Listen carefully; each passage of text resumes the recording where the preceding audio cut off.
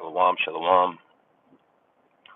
Before I get started, I want to give all the glory and honor to Yahweh, Bahashem Yahweh Shai, Bahashem Kakurash. Double honors unto my apostles and elders, a great millstone. Peace and safety to all the sincere Akim that's out here pushing this word in truth and in all sincerity. Shalom. And yeah, man, it's Thursday. What is this, the 27th of July? Getting another morning lesson. Hey, hope everybody's doing all right in the spirit. Those that are laboring in the truth, whether you're trying to find the truth or you got the truth, and I had something I wanted to talk about, but then something else just popped in my head, and it was I was watching Apostle Tahar's lesson last night. I think the one entitled "Can Two Walk Together Unless They Be Agreed?" Quoting Amos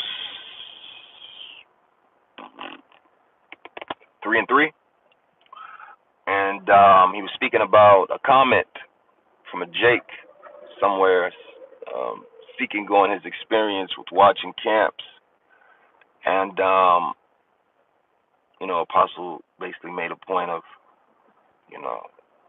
if you're in this thing for real, after a certain point, you should know, you should be on a level, and that's true, and it's a labor,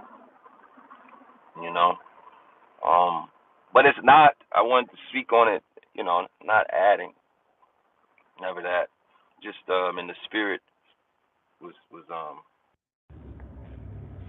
meditating on just what does that mean to know all the breakdowns? What does that mean to actually know all the precepts? What does that really? What does that do? Now, of course, to be a teacher, you got to be able to have you got to know the material. Somebody asks you what the 12 tribes are, you should know that. Somebody asks you certain heavy prophetic scriptures in the Bible, you should know it. But beyond just the teaching aspect, like it's one thing to teach. I can get on this lesson and I could teach about the new moon. I could teach about, Daniel 7, Revelation.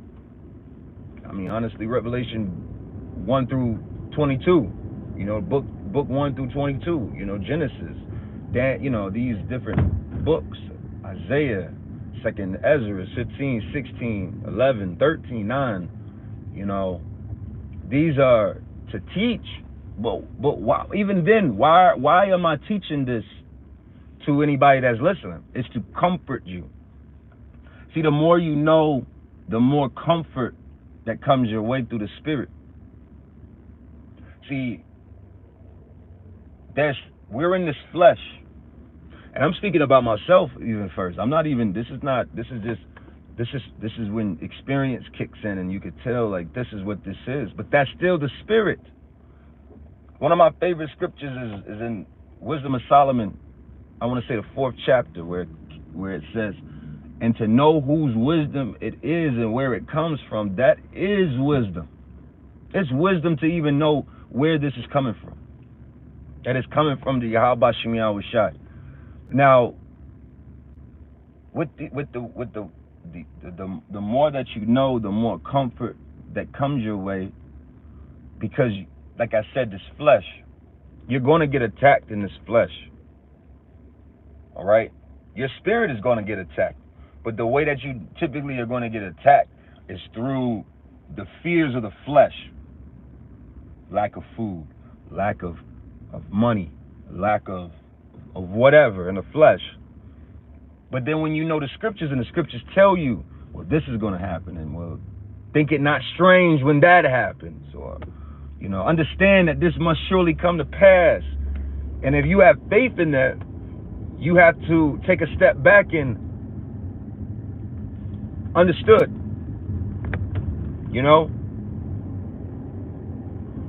find myself now, me and a brother was speaking the other night, and it was on point, But I find myself quoting it a lot, when I'm in my toughest mind. Like, shit's not. I don't know about y'all, but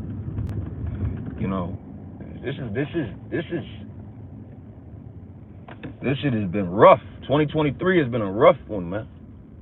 It's had some good moments, and it's good, shit. But the overall, the expense of life, everything that's going on, this is not fun, So, but understanding what the scriptures say about it makes it just that much easier, and that's really the point, Without the scriptures, I was going to say I was quoting Micah. Let me just put it out there. Micah, what is that? Micah 5 or Micah 7. I am a sinner, so therefore I will bear the indignation of the Lord. It's just the truth. We had to bear it. It's not supposed to be fun. That's why I said some you can find peace and joy and understanding, but that doesn't mean that it's fun. It's work. It's a fiery process. So, like I said, the scriptures just give us comfort. The Lord said, "I shall not leave you alone. I shall leave you with the Comforter," and the Comforter is the Holy Scriptures. All right. When we see these prophetic events occurring, and the scriptures say, "Blessed is your eyes, for they see. Blessed is your ears, for they hear." These are blessings, man. But it comes with a cost. See, we have to live amongst the ignorant. Ignorance is bliss individuals. You know what I'm saying? The ignorance is bliss crowd.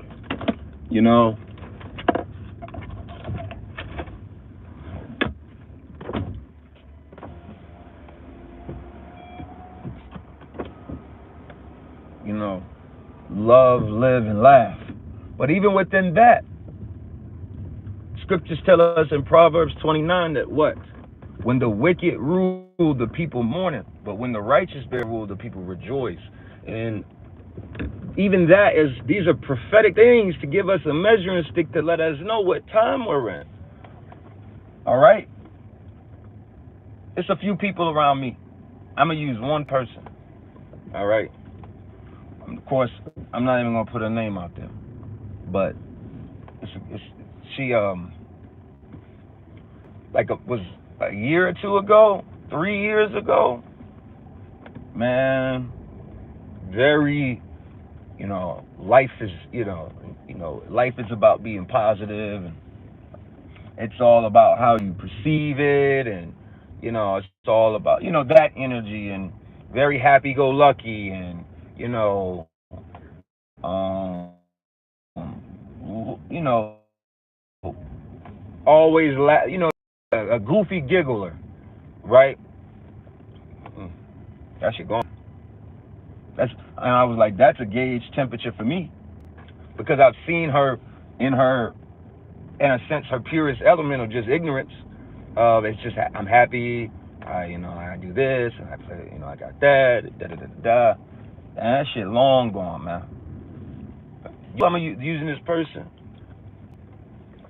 is before she was coming from that very democratic, liberal state, New York City, New York State energy, and I'm not racist, and I'm not that, and I love everybody, and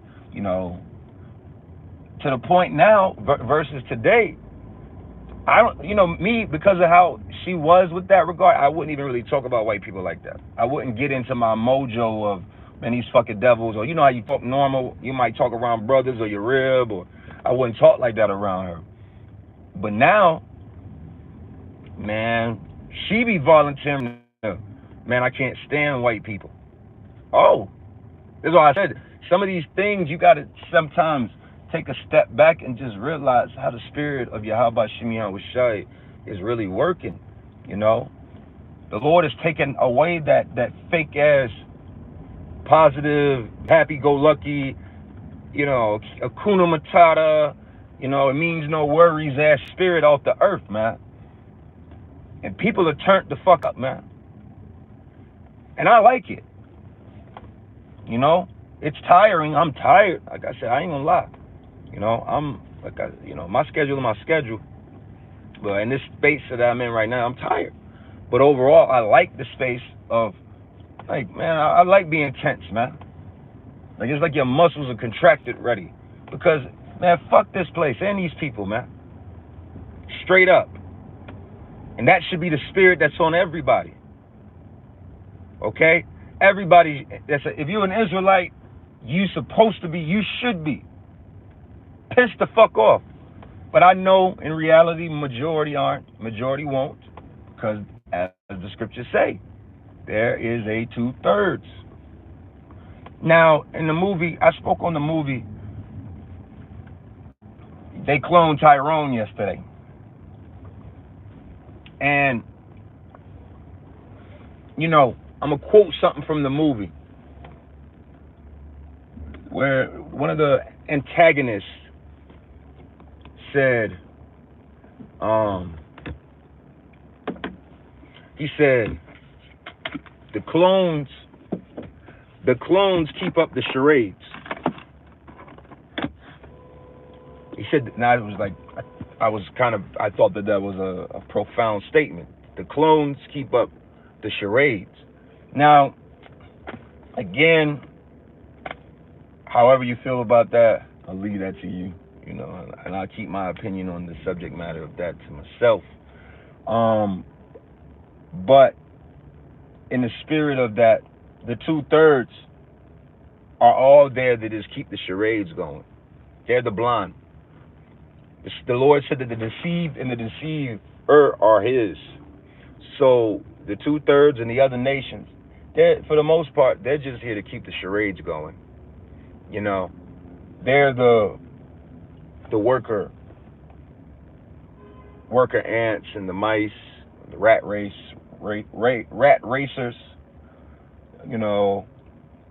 Babylon believers.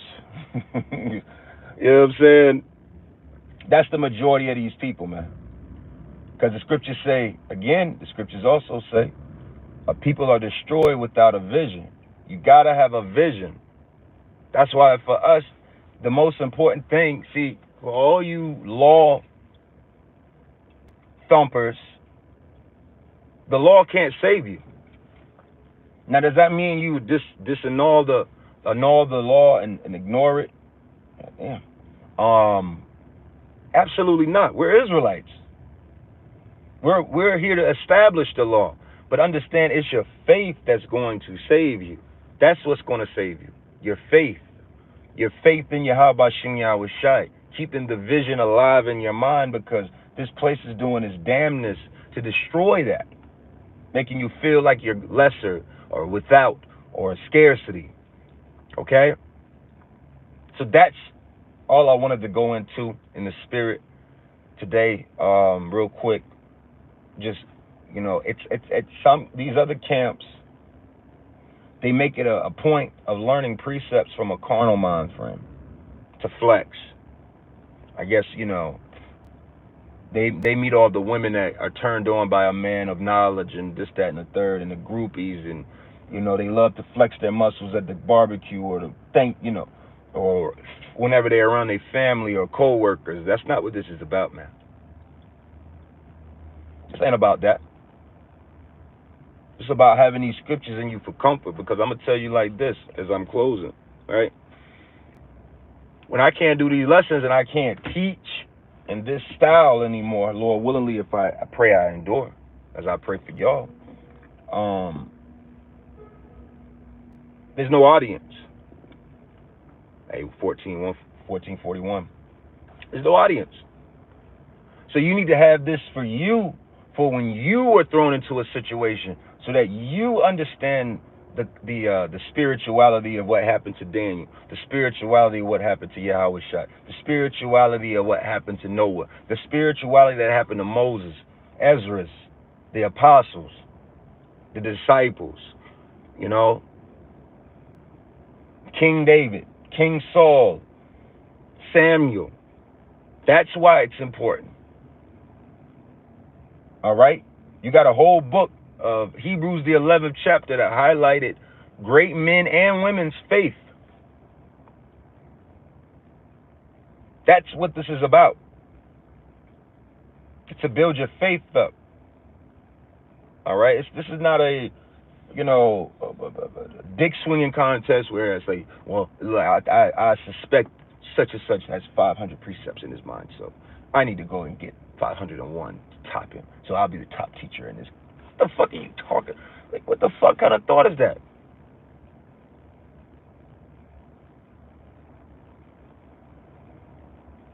That's why the apostles say what they say, man. When you in that, if we in that time of Jacob's trouble, you're not gonna be worried about King David playing the fucking harp, man. That's not gonna be priority. You like, here it is, your family starving, and you're gonna lean over. Hey, but everybody believe that King David played the harp. No, you're gonna talk about the times the Lord fed our people in the times of trouble.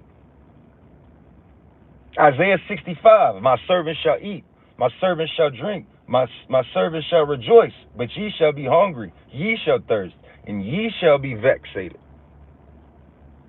Okay? Hey, so with that, I'm going to close this up. Sit here, get my mind right for a second. For the plantation. But, yeah, man. Get this while you can, people. Get these prayers in you. These books of wisdom, the history, the prophecies. Okay? Because this is what it's all about. I'm not here teaching of myself. I'm here to teaching of Yahweh Shem Yahweh Shai, because why? For Psalms 40. For lo, I come in the volume of the book. Who's that speaking of? That's speaking of Yahweh Shai. Yahweh Shai came in the volume of the book. So if you want to sup with Yahweh Shai, how would you sup with him but within the book? Okay? All right, so with that, I'm going to close up here. I want to give all the glory and honor to Yahweh Bahashem Yahweh Shai Bahashem Rakah Kodash. Double honors unto my apostles and others of great millstone. Peace and safety to all the sincere Akim that's out here preaching this word in truth in all sincerity. And shalom to you sincere sisters as well. All right, shalom.